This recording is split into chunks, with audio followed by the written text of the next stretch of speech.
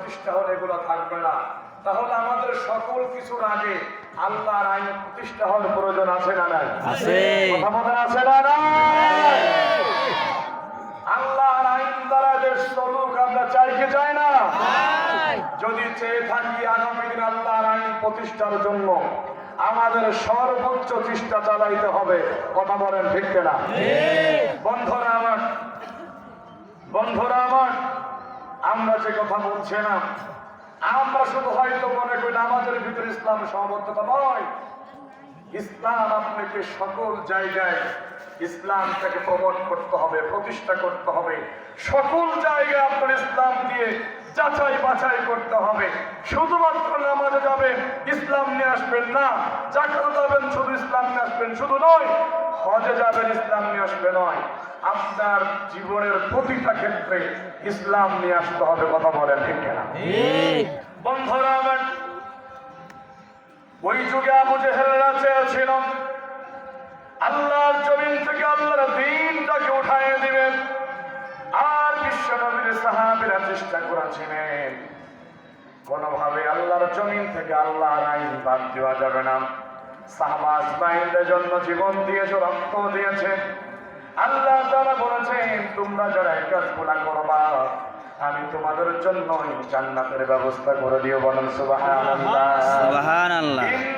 ইন্নাল্লাহা ইউহিব্বুল্লাযীনা ইউকাতিলুনা ফী সাবিলিহি সাফফান কাআন্নাহুম বুনিয়ানুম মারসুস। বলেন আল্লাহু আকবার।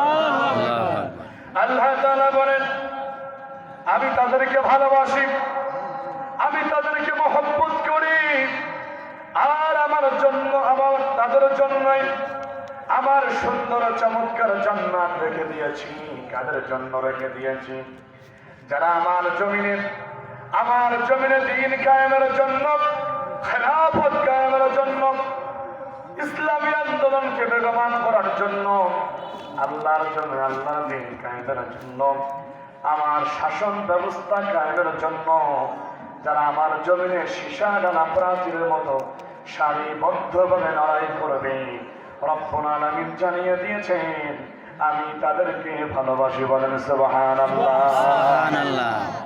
বন্ধুরা আমার, তার মানে আল্লাহর জমিনে যারা দ্বীন কায়েমের জন্য, ইসলামী আন্দোলন বেগবান করার জন্য, কোরআন অনুযায়ী শাসন ব্যবস্থার জন্য চেষ্টা চালাবে, কাজ করবে, সৃষ্টি যার আইন চলবে, তার বিধান চলবে, তার এই কাজ যারা যারা করবে, এইরকম কাজ যারা যারা জড়িত হবে, আল্লাহ বলেছেন আমি তাদেরকে ভালোবাসি, তাদেরকে মহব্বত করি, আর তাদের জন্যই আমার জান্নাত রেখে দিয়েছি। বলেন সুবহানাল্লাহ।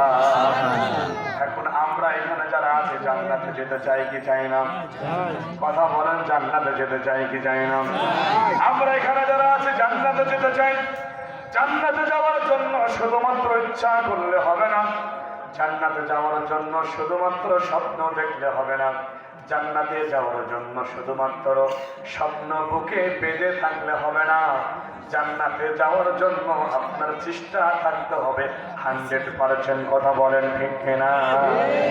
যদি আপনার জীবনে গুনাহ হয়ে যায়, যদি আপনার জীবনে গুনাহ চলে আসে, যদি আপনি হয়তো মনে করেন আপনার জীবনে গুনাহ শুরু হয়ে গিয়েছে, আপনার ভুলে একটি গুনাহ করে ফেলেছেন, জীবনে আমাদের জীবনে গুনাহ